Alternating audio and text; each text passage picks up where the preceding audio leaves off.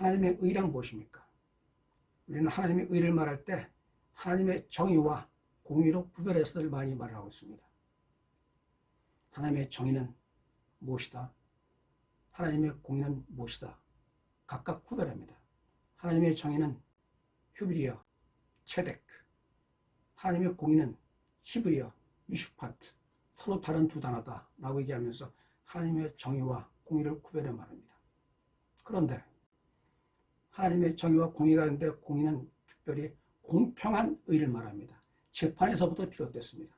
그렇다면 지금 간음한 이 여인을 살려주신 예수님의 판단과 예수님의 행동은 정의입니까?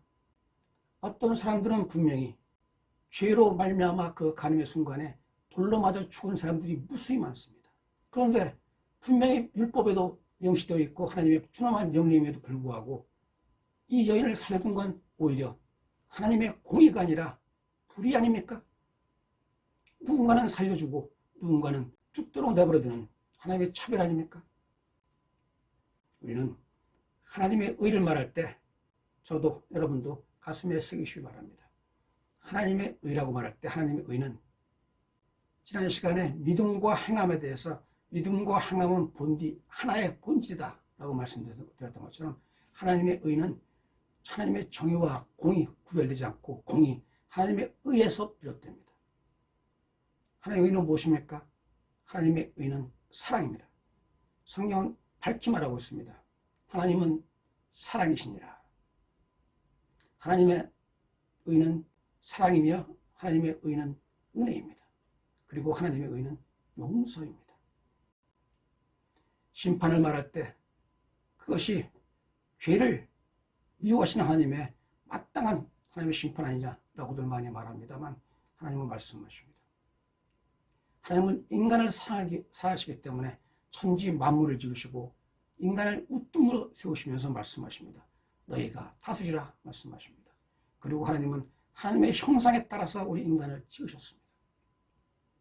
그리고 그럼에도 불구하고 하나님을 배신한 무리들, 그 무리를 하나님은 저버리지 않으셨습니다. 마땅히 죽어마땅한 죄인이건만 하나님은 그들을 살리시기 위해서, 죄인들을 살리시기 위해서 바로 우리와 같은 죄인을, 바로 우리를 살리시기 위해서 하나님은 예수 그리스도 독생자를 세상에 보내신 것입니다. 왜요? 예수께서 말씀하십니다. 나는 심판하러 오심이 아니라, 심판하러 온 것이 아니라 너희를 구원하러 왔다고 말씀하십니다.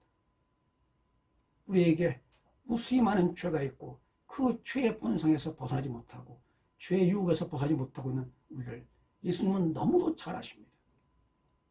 그럼에도 불구하고 예수님은 우리를 심판하고 우리를 꾸짖기에 앞서 구원하기 위해서 나는 세상에 의인을 부르러 온 게 아니다, 세상에 죄인을 부르러 왔다고 말씀하시면서 우리에게 가까이 오십니다. 그리고 우리에게 손을 내미십니다. 그것이 하나님의 의입니다. 다시 강조해서 말씀드리겠습니다. 하나님의 의라고 말할 때 정의와 공의 구별해서 하나님의 의는 사랑이 있고 동시에 심판이 있다, 구별해 말씀하지 마십시오. 하나님의 심판은 심판하기 위한 심판의 목적이 결코 아닙니다. 다시 말해서 율법의 조문에 간음한 자는 죽일지니라 라고 말했을 때 죽이는 것이 하나님의 목적이 아니라 가증한 죄에 대해서 무서운 심판을 주시면서 그 죄에 빠지지 말라는 게 하나님의 뜻입니다. 매우 중요한 차이가 있습니다. 심판이 목적이 아니라 심판을 통해서 하나님을 우리를 구원하고자 하시는 게 하나님의 목적이요 하나님의 뜻입니다. 동시에 그것이 하나님의 사랑이며 하나님의 은혜입니다. 이해하시겠습니까? 하나님의 의란 믿음과 행함이 본디 하나인 것처럼 하나님의 의는 정의과 공의가 어우러져서 하나의 의를 이룹니다. 그리고 그 하나님의 의는 다름 아닌 세상을 사랑하시고 우리를 사랑하시는 하나님의 사랑과 은혜와 용서입니다. 그렇다면 하나님의 의가 있기에 우리는 죄에서 자유롭습니까? 죄를 지어도 무방합니까? 심지어 성경을 보면 죄가 있는 곳에 은혜가 더하더라고까지 말했는데 죄를 지을 망정 용서해 주시는 게 하나님의 뜻입니까? 그래, 너희는 불완전한 인간이다. 따라서 죄를 지을 수 있다. 따라서 그 죄를 지을 망정 내가 용서하겠다라는 게 하나님의 뜻입니까? 결코 그렇지 않습니다. 죄를 지을 수밖에 없는 인간들, 죄의 유혹에 사로잡혀 있는 인간들, 그 나약한 모습을 분명히 아시는 하나님은 죄에 방임하고 내버려두시는 게 아니라 죄에서 벗어나라고 말씀하시는 겁니다. 로마서에 이렇게 기록되어 있습니다. 내가 하나님의 인자하심이 너를 인도하여 회개하게 하심을 알지 못하여 그의 인자하심과 용납하심과 길이 참으심이 풍성하심을 멸시하느냐. 무엇입니까? 하나님이 길이 참으심, 하나님의 인내, 죄인까지도 하나님이 품으시는 하나님의 그 사랑, 그것은 하나님의 인내입니다. 어떤 인내입니까? 죄에서 벗어나 회개에 나아가게 하려는 하나님의 사랑입니다. 그렇습니다. 우리는 죄에서 벗어나서 구원에 이르기 위해서는, 그 용서에 이르기 위해서는 하나의 과정이 있습니다. 오늘 말씀드린 성경의 3대 일화, 가늠한 여인, 그리고 탕자의 비유, 그리고 선한 사마리아 비유 세 개는 각각 다른 단계가 있습니다. 지금 제가 세 일화를 통해서 각각 다른 단계가 있다, 구원에 이르는 각각 다른 단계가 있다 라는 이 말씀은, 이건 아르케 처치에서 제가 말씀드리는 단계일 뿐입니다. 이 말씀을 미리 드리는 것은 신학자에 따라서 혹은 목사에 따라서 달리 해석할 수 있습니다. 저는 똑같은 표현으로 3대 일화라고 말하고 가장 감동적 일화라고 말하지만, 가늠한 여인과 탕자의 비유, 그리고 선한 사마리아의 비유는 서로 다른 단계가 있다고 말씀드립니다. 첫째, 가늠한 여인의 용서에는 일방적인 하나님의 은혜입니다. 가늠한 여인은 예수께 나와서, 예수님, 제가 잘못했습니다. 저의 죄를 용서해 주십시오. 제가 죄인이로소이다. 회개하지도 반성하지도 뉘우치도 않았습니다. 단지 가늠한 그 현장에서 붙잡혀서 유대인에 이끌려서 예수님 앞에 쫓겨 예수님에게 끌려 나왔을 뿐입니다. 회개가 없습니다. 그런데도 예수께서는 살려주신 것입니다. 그런데도 하나님께서는 그를 살려주신 것입니다. 무엇입니까? 이건 일방적인 은혜입니다. 일방적인 은혜라는 건 하나님의 주권적인 은혜요, 주권적인 은혜라는 것은 어찌 보면 차별적인 은혜처럼 보입니다. 누군가는 죽이고 누군가는 살리는 게 무엇일까? 이에 대해서 성경은 분명히 말하고 있습니다. 바울이 강조해 말한 겁니다. 우리는 하나님의 절대 주권을 말할 때 감히 따질 수가 없습니다. 하나님은 토기장입니다. 우리는 토기입니다. 토기가 토기장인을 두고 나를 왜 칠것으로 만들었느냐 따지지 못합니다. 하나님의 뜻이요, 하나님의 판단이요, 하나님의 주권일 뿐입니다.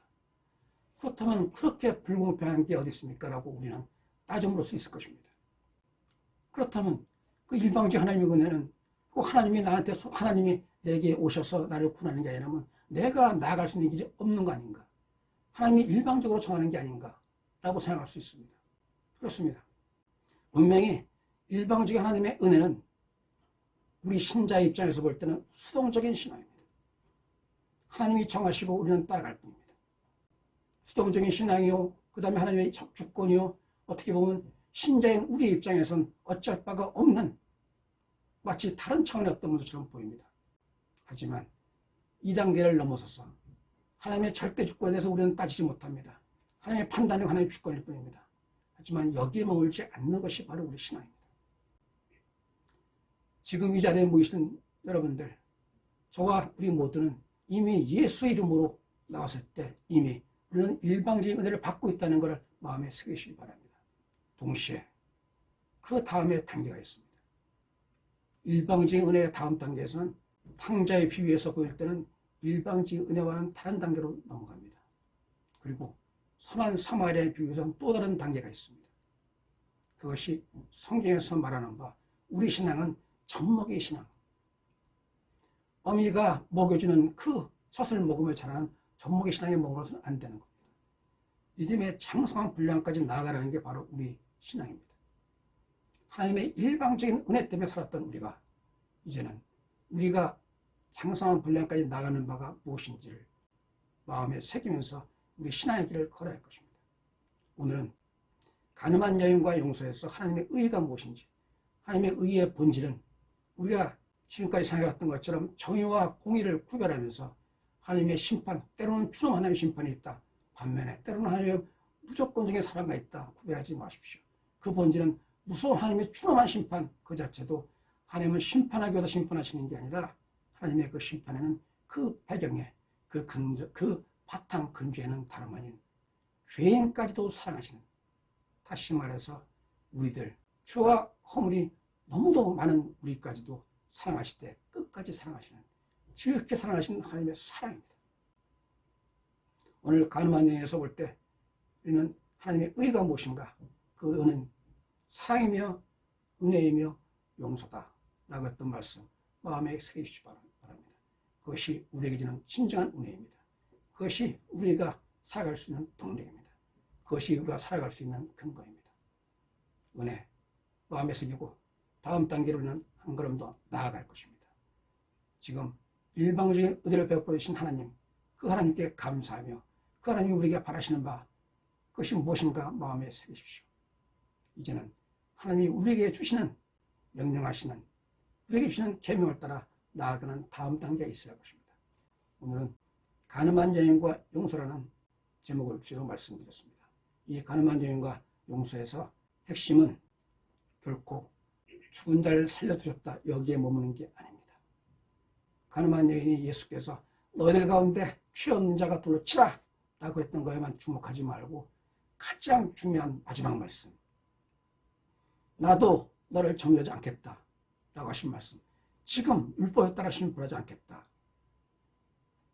이어지는 말씀이 가장 중요한 핵심입니다. 무엇입니까?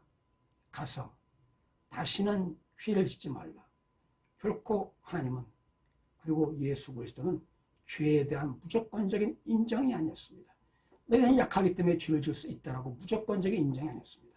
약한 너, 내가 살려주고 있다, 내가 참고 있다, 인내하고 있다.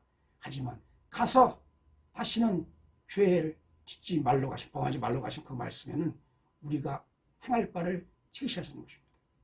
하나님의 의, 하나님의 사랑, 하나님의 그 은혜의 배경에는, 하나님의 인내, 하나님의 참심의 배경에는 다시 말해 그 다음 단계로 우리가 행할 바를 제시하고 있습니다. 그 행할 바로 나아갈 때 우리에게는 진정한, 가서 다시는 죄를 범하지 말라를 뛰어넘는 내가 구원을 받느니라 라고 말씀하시는 하나님의 진정한 음성, 하나님의 사랑의 음성, 하나님의 은혜의 음성 우리 가슴에 새길 수 있을 것입니다. 오늘 가늠한 여인과 용서는 여기에서 마치겠습니다.